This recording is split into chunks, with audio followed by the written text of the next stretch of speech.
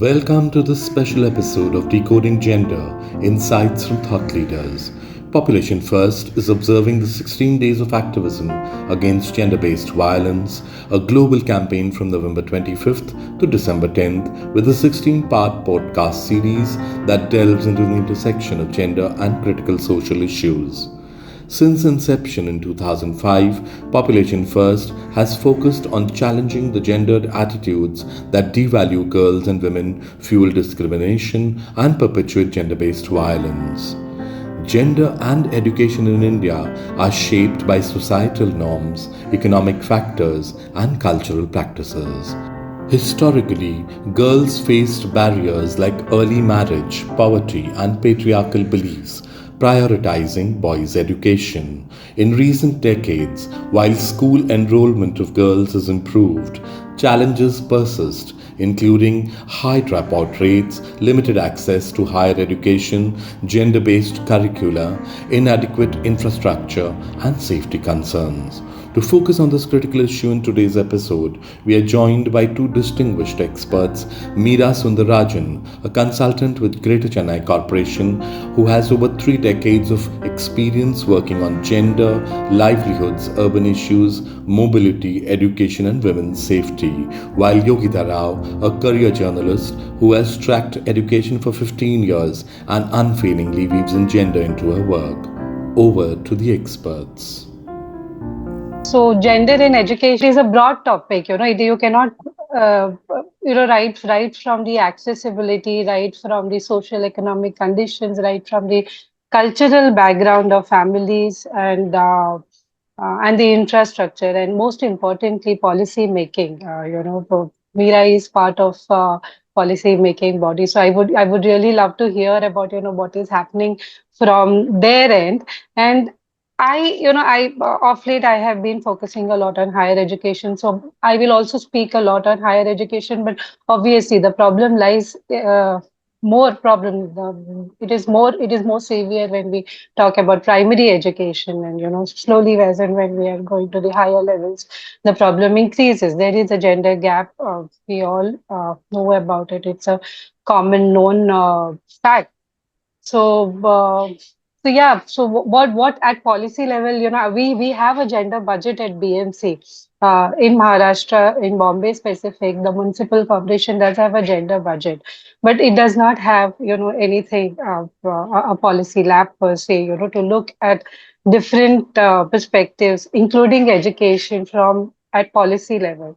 They allot some funds, for to the departments, suppose education to infrastructure. There is some welfare schemes, but definitely nothing. They don't have exclusively someone looking at all policies from the gender lens. So I would like to know, how the policy lab functions, and what is the intervention that happens at your level. Uh, so thanks, Yogita. Actually, we are a very unique body in the Greater Chennai Yeah. Corporation. We are possibly the only gender and policy lab that is located. I don't believe that any other civic body has something like that. So we are about 2.5 years old. And essentially, we were set up to look at the issue of women's access, safety, and mobility in public spaces. So, and that's how we got into it. And one of the work that we do is with the schools. The Greater Chennai Corporation runs about 400 schools in the city. And we do programs with the schools. We have, this takes off from the Tamil Nadu state policy for women. The Tamil Nadu state policy for women actually it talks about improving education for girls. The usual enrollment rate, etc. But it also talks about some very interesting things. While it also talks about getting girls involved in higher education in STEM courses.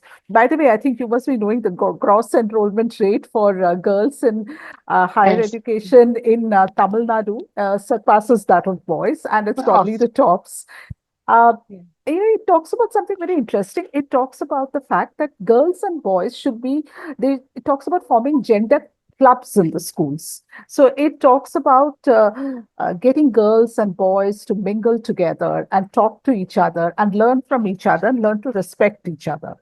And that's something that the corporation is seeking to implement in the schools, and that's how we got in and we developed the modules. Initially, when we started out, we found actually the boys and girls don't mingle. They are in the same class, but sit separately, and they play games, but they play separately. And one of the things, we have about 7 modules, which is there. We train a nodal teacher, and every Friday they have a gender club class. Among the other club activities, gender club is one activity. And this is our first round of impact assessment has shown the very interesting thing. Girls and boys are beginning to talk to each other. They do assignments together. And this has helped them, you know, look at each other in ways in which they are able to respect each other. And at some point, the teachers have also realized that we should not keep them separate unless they mingle with each other. It will not result in any lasting changes. So these are some of the club activities that go on. They do some interesting things. They are asked to analyze advertisements. Then they are asked to see, which are the products for which essentially women are used to advertise. Then they look at movies. They look at in fact, the Tamil Nadu textbook corporation did an initial audit to make sure that, stereotypical images of families are not portrayed. So, that's something that the state looks at very strongly. And if you see overall, I think, the higher education thing has been a very big win for Tamil Nadu because I think overall Tamil Nadu has got a large number, the percentage of reservations. If you see, it's way higher than what it is at the national level. I think about 69% of the seats have been reserved. And within that, there's been a win for women. And that has been something that has really helped women get into higher education. And there are equal number of higher education institutions which are available for women to get into. If you because I think Kerala has got high literacy, but probably the number of institutions are less. So that's something that has been an investment the state has made. And also it's a rapidly urbanizing state. It's one of the, 50% of the people live in urban areas. So if you look at that, there is a certain urban flavor to the whole thing. The entire gender component in the education. Girls are very much visible in schools, colleges, in skilled. But I believe in the skill training institutions and the vocational training, there needs to be improvement. That's what I believe. But overall, you see them also in the workforce. The recent, the PLFS data that came out, it actually showed uh, the lot more women who are employed in urban areas are employed in salaried jobs. And if you see about, huge number of women are employed in manufacturing in Tamil Nadu. So that's Mm. something I would link to education, because education has certainly triggered this whole large change. And how is it when you compare? I think you have got a larger you have looked at it from possibly from other states, and how is it at different states? And you had mentioned about dropout rate. So if you could talk Yeah. about that. So we definitely, I mean, I cover the beat from Maharashtra and from Bombay specifically, but of course, when we are comparing the national gross enrollment ratio, we see obviously the southern states are, up there. Telangana is doing better. Kerala, Tamil Nadu, of course, are on the top three states. So Maharashtra, I would say the enrollment is there, but the when we talk about the gender disparity, I think Maharashtra still has to catch up with the southern states. So, interestingly, I was just last night only reading, about some of these states which are doing, which have like, and Himachal Pradesh and Haryana are also Mm, mm, doing better when you talk about gross enrollment ratio. So, in Maharashtra, at school level, I have seen accessibility, like in a city like Bombay, accessibility is still a problem. BMC, the municipal corporation, the local municipal corporation, they have a lot of primary schools. But as we go higher up, the number of schools reduces, secondary mm, schools reduces. And like you say, the gender sensitization activity, is not really happening at grassroots level at schools. And there are policies in place. So the government and the municipal corporation probably is bringing up new policies, but there is no monitoring happening. They are giving funds, but how the funds are being used, Mhm. there is no monitoring on that. And when you're talking about infrastructure, so uh, like having separate girls toilets, and to facilitate them to come to school, or the midday meal scheme. So these are all working fine, but monitoring is essential, I would say. And then coming, like I said, in primary, the enrollment is much higher. It goes on dropping Yeah, yeah. at the secondary level, and then higher secondary, we see the gender gap increasing even more. But at higher education, what I have seen, and obviously the numbers are much lower than what it is in at primary education. You see, in the country also there are only around 2 crore females, pursuing the highest education in educational institutions. But when you talk about changes in the society, I see a I see some changes happening at higher education Mm. level, even the families. I feel even families, they're even with their educational background or the cultural background, they are started to think differently. I think there's a long way to go. I'm sure it is just the beginning. And I feel, like for medical education or for engineering, we see the number of girl students enrolling, is changing. In fact, for medical education, Tamil Nadu obviously leads in medical education. But in medical education also, we have seen more than 50%, more than 60% students who are registering for NEET UG, or even qualifying are girl students. So, and to why medical education is important, why I am trying to bring this up is because for medical education, for NEET preparation, now, it is believed that most of the students, at least majority of the students, need coaching. So, if more women are participating in the examination process, so considering that many would be taking coaching also, so the families are willing to spend that much. And in my experience, I had spoken to a very a painting contractor from a small district in Alibag, and he had come from Rajasthan, and he told me that this was, I also of course used it in a story that I did.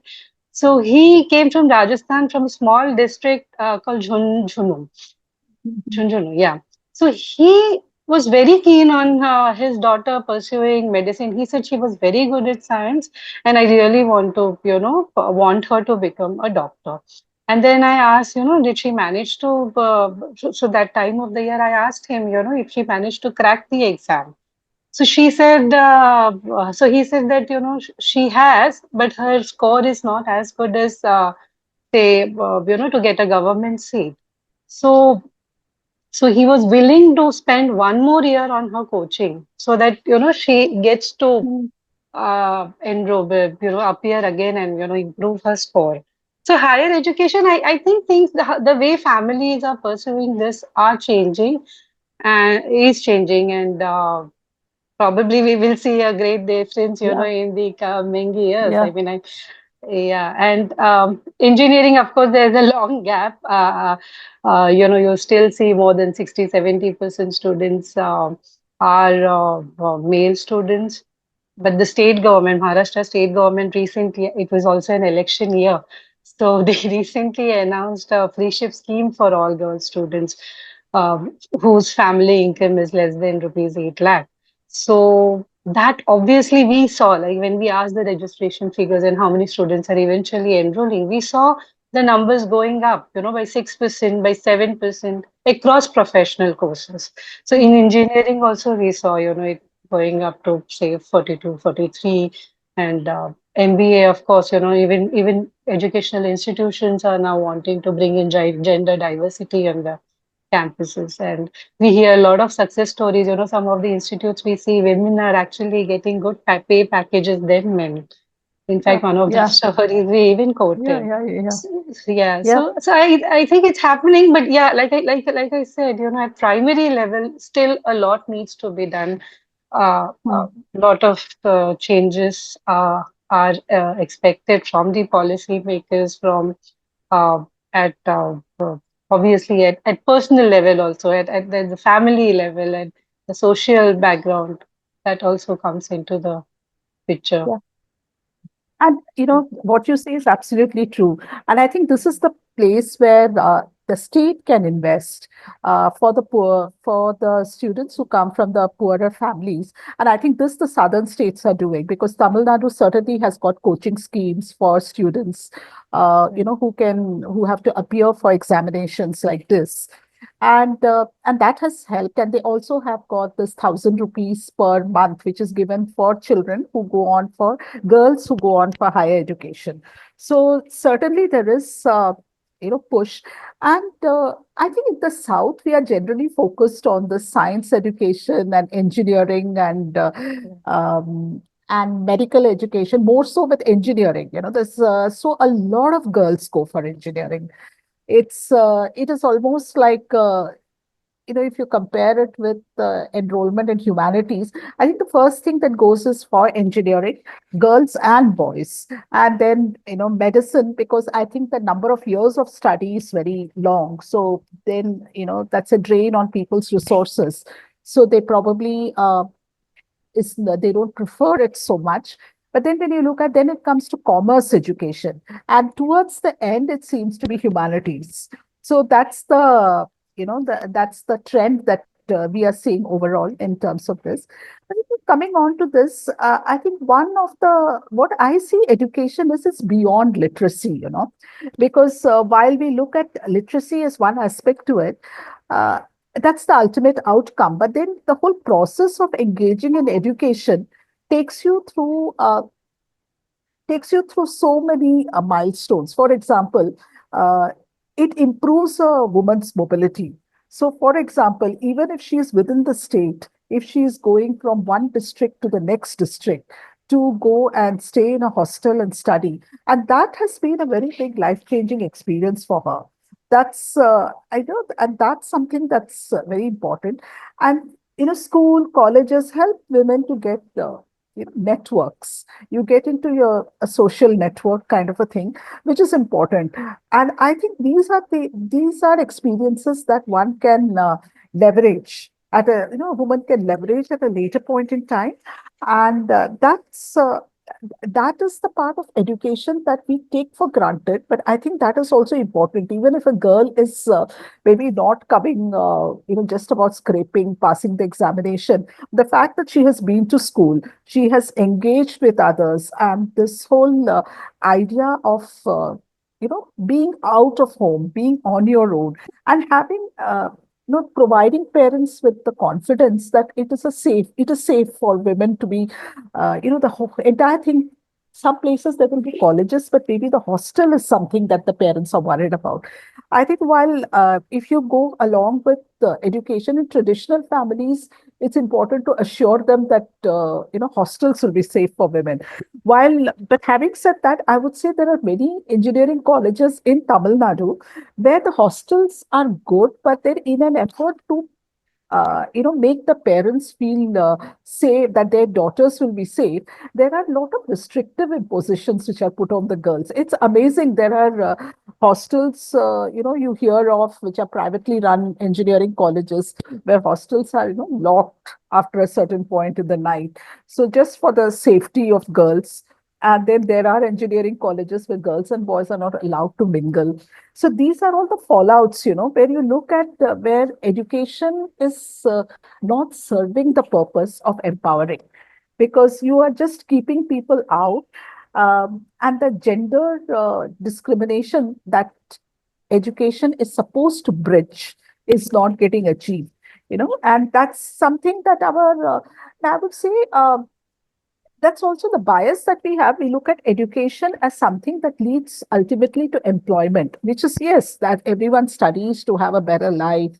But what happens is, while if you're chasing just that campus interview, get a good job, move ahead in life, Then, but the other process that education prepares you for the extracurricular activities and other kind of things, if you restrict women from that, that is not achieving the the needs that, and that's a problem.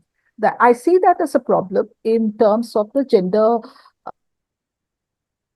generation is supposed to achieve in the long run. This is part of the overall, thing of patriarchal society where, agency building doesn't happen adequately enough for education, through education for women. It just serves as a means for women to be able to do certain things and earn incomes. That's because Yeah. you need a workforce. You need the, and like for Tamil Nadu, there's been a huge effort to get investment into the state, a lot of industrial investment. And within that, a lot of women are going to find employment. And there is one place, okay, it was a bit infamous, Foxconn, which started out, uh, saying that they do not want married women, and then that apparently has been fixed. They have a huge space where women can also stay, workers can stay, of which I think they have some 40,000 employees, 31,000 are going to be women, and about 19,000 people will be accommodated in this huge space.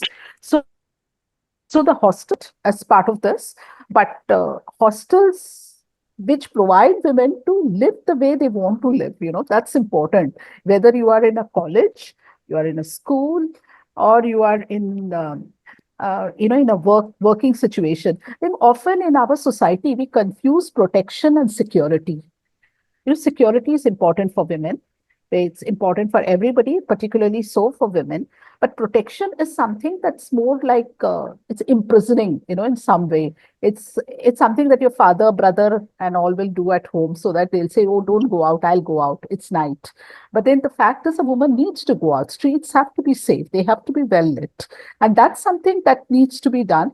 And we are a stage in our development paradigm where we are, you know, not able to address these two adequately. We confuse one for the other. Possibly it happens at the policymakers level too. Thank you, Meera Sundarajan and Yogita Rao, for the insightful and thought provoking conversation on gender and education. Viewers may share their reactions, queries, observations in the comment sections below. Please watch all the episodes and initiate gender conversations with your family, friends, colleagues, and community members.